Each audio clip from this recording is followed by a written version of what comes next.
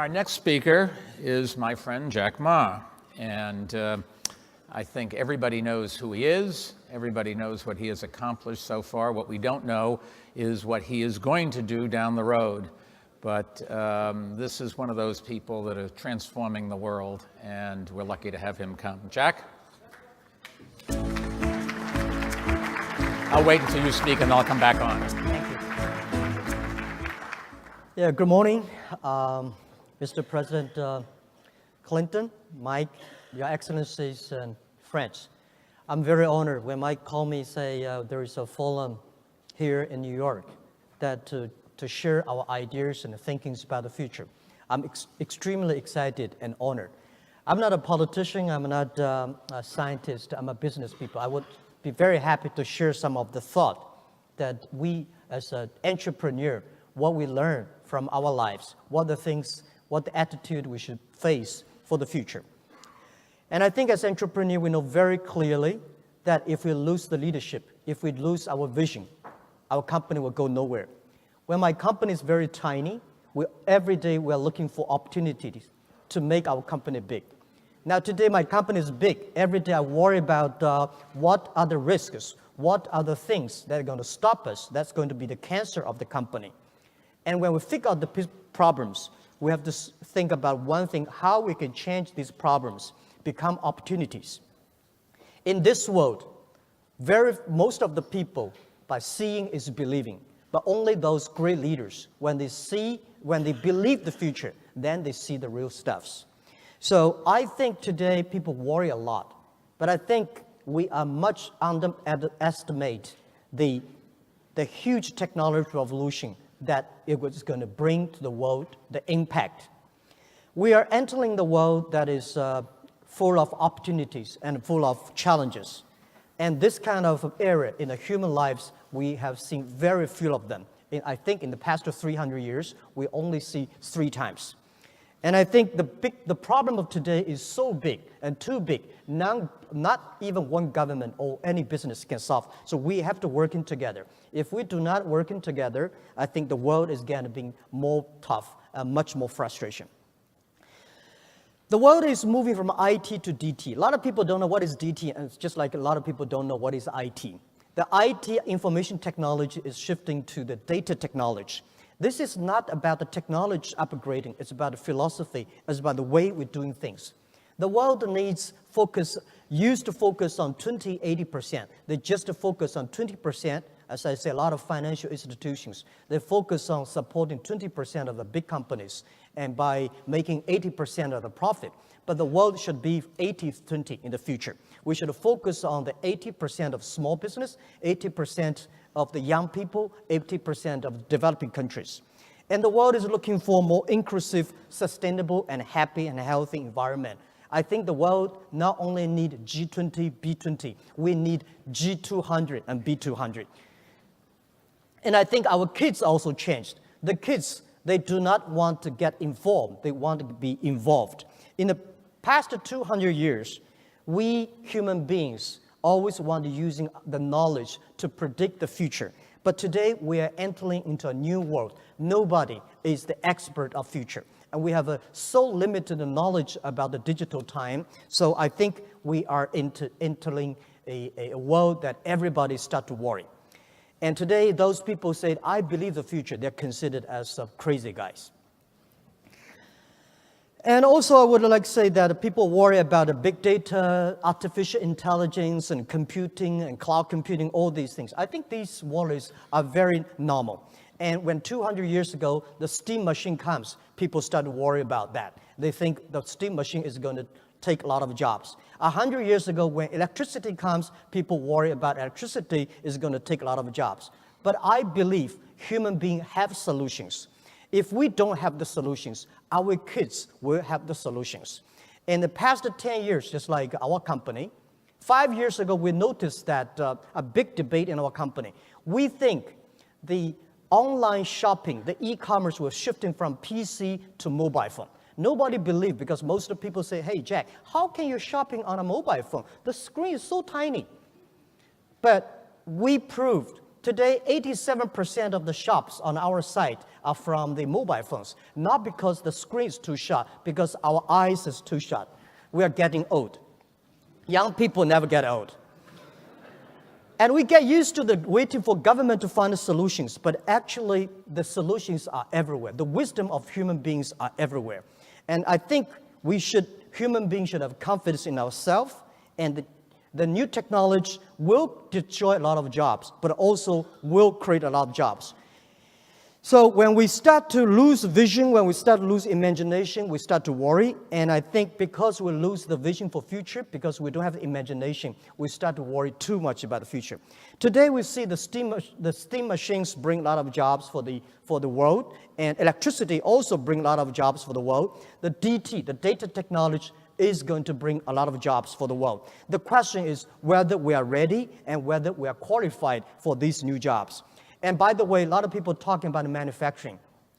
I think manufacturing will never bring a lot of jobs. In the last 200 years, manufacturing brings jobs. But today, because of the artificial intelligence, because of the robots, manufacturing is no longer being the main engine of creating jobs. Service industry is going to be the main driver for job creations. So talking about manufacturing, we should not talking about made in China, made in America. It's going to be made in internet. Most of the small business is going to be powerful. Most of the small business is going to be global. So in the past 30 years, 6% of the business in the world, big companies, they benefit from globalization. In the next 30 years, I believe, and we believe from the data shows that all the small business will, at least 60% of the small business will benefit from globalization. Globalization is nothing wrong. We need to improve globalization. We need to making sure globalization is inclusive. And people worry about the machine is going to control human beings. I think people should have confidence. Human beings should have the self-confidence. Human beings have the wisdom. Machine does not have the wisdom. We should never, I think we should not think about artificial intelligence. We should talk about machine intelligence. I find a lot of scientists start to think about the machine, think like a human brains. Human only know less than 10% of human brains. If we want to make the machines think like a man, we'll be in big troubles. So the other thing is that I don't like a lot of scientists and engineers talking about the business leader, scare people away about the technology. I'm a non-technology guy. The only thing I know about a computer is send and receive email and browse. I don't know what is coding, but we can lead the technology. And the thing is that in the past 30 years, we make people like a machine. Next 30 years, we will make machine like a people. But the difference is that machine should be machine-like, people should be people-like. And talking about the machine is going to be bigger, is being smarter or powerful than human beings. This happens in the past 300 years. Machine always run faster, stronger than human beings. When computer is designed, we have to be sure that machine is going to be smarter than human being. They remember because they never forget. They never get tired, they never sleep, never drinks. So this is the technology, unstoppable. And we should know that the machine does not have a heart. Machine does not have soul, and machine does not have a belief. Human beings have the souls, have the belief, have the value. We are creative. We are surely that we can control the machines. So the technology is unstoppable. We don't have the answer for the future, but there is answer for the future. That is why we should stop finger pointing each other. By working together, solve the problem. So what is the solution for those challenges? I think we should change ourselves, embrace the future. Those people worry about tomorrow are those people who are successful and those people who are above 50 years old. It is so difficult. The most difficult thing in this world is to change a successful people. And the other thing is our young people never worry. Those people who are over 50 years old, they worry a lot. Young people never worry for the future. They worry about us. They worry about us that make the wrong policies, wrong decision, wrong judgment for the futures. So the best way to using the technology is using technology to solve the problems instead of stopping the technology. And I think our generation, we're lucky, we're about 50 years old, so next to 20 years, there's no big problem for us. But we should not make problems for our kids. And for the kids' issues, we have to pay special attention to the education system. This is everywhere I go to the different countries, talking to the statesmen, government officers. Pay attention to the education system. The way we teach, the things we teach today is going to be making our kids losing jobs next 30 years. Because all the things we learn about remember knowledge, calculation, all these stuffs, machine can do better. We have to teach the kids that machine cannot do better like human beings. So this is what worried me for the President Macron talk about we should retrain our people. That's supporting the people like us today, 30, 40 years old. But what about our kids? So we have to rearrange the education. Because of artificial intelligence, because of machine learning, because of computing, we have to change the education system, knowledge and know-how. And we have to teach our kids to be very, very innovative, very creative. In this way, we can create jobs for our kids. By the way, I think if you want, in this world, IQ, EQ, and LQ. If you want to be successful, you should have IQ. But you should have an EQ.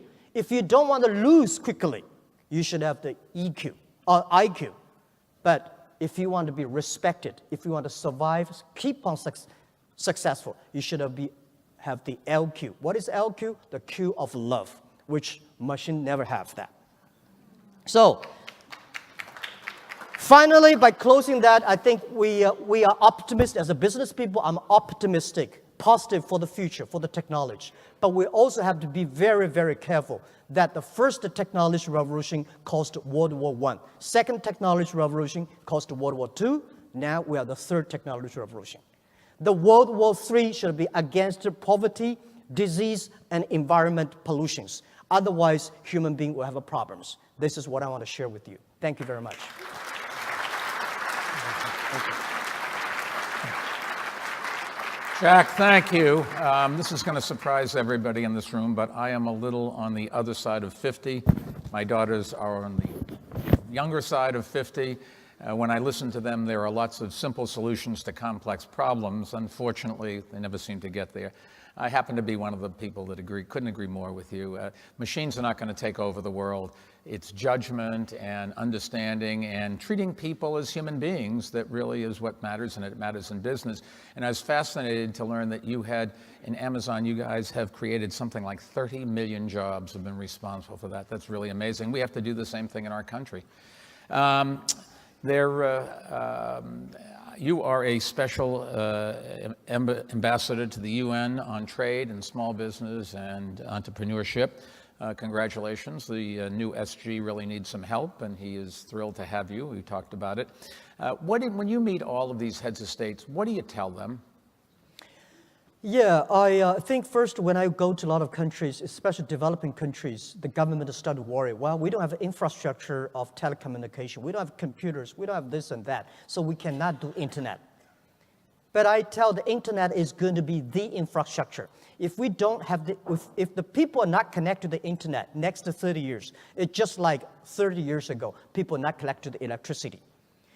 Alibaba grew fast in the past 18 years. 18 years ago, there's no infrastructure of internet, of e-commerce in China. We built from scratches.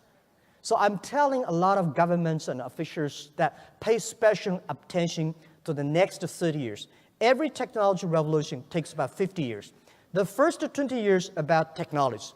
Next 30 years about application of the technology. Electricity was not invented in America, it's invented in Europe. Cars was invented in Europe, not America. But America using cars, electricity better than the Europe. So what I want to say, pay special attention to the next 30 years, making sure your people get reach to the internet, and internet can be the infrastructure of your country. And second is pay special attention to those people who are below 30 years old, because they are the main driver for tomorrow. They have the confidence. And pay special attention to those companies who are young, who have less than 30 employees, because small business is going to be powerful. Last century, manufacturing make large scale standard. And in the future, the world is shifting from standard, large mass, to the tailor-made, to the small size. So I'm a believer of small is beautiful and small is powerful. And lastly, how does business and government work together to bring innovation? What's the secret sauce? The different cultures, different ways of measuring success, different ways of getting promoted, different ways of getting compensated, and yet this conference is all about the fact that they just have to work together. And you have a very successful company in a country where the government is a communist government. How do you blend the two? You've got as much a problem as the rest of us have, not more. Yeah, I think first we should stop complaining each other. Government is always trying to, I think today a lot of governments worry more than the business. This is business, we, people like us, we are optimistic about the future. We think there's opportunity, because there's worries, because there's complaints, there's opportunity. So our opportunity comes from these complaints and this kind of worries. So if we do not working together, there will be problem. There is a story I want to share with you. In 1865, the UK had the first mobile cam, the cars. A lot of you went to the government and say, wow, this is going to destroy a lot of jobs for the horseman, because horseman at that time is a white-collar job. It's a very skillful jobs. So they pushed the government and say, stop automobile, stop this. So the UK government at that time passed an act called Red Flag Act. Every car, there is a flag in the front. No car is allowed to drive 7 miles per hour. No car is allowed to drive faster than a horseman. That stopped, because if you drive your car faster than a horse, your license of automobile will be taken away. So this is called Red Flag Act. And I think today, a lot of governments is thinking about that, making more acts, because they have a great heart, say, I want to help in keeping these jobs by killing tomorrow. So I think as a business people like us, we have to tell the government what is the confidence, why we believe future is better. And government should working with us, listen to us, and in this way we can build the future. Listen, thank you very much. You've done amazing things. Keep up the good work, and we have a lot to learn from you. America has a lot to learn from China and vice versa. And I think the real message from what's happening in the world today is we need each other more than ever before, and pulling countries apart just is not good for any of the countries. The only ways we're going to grow is if everybody else grows. Thank you. We'll be right back with another great speaker. Thank you. Thank you. Walk this way.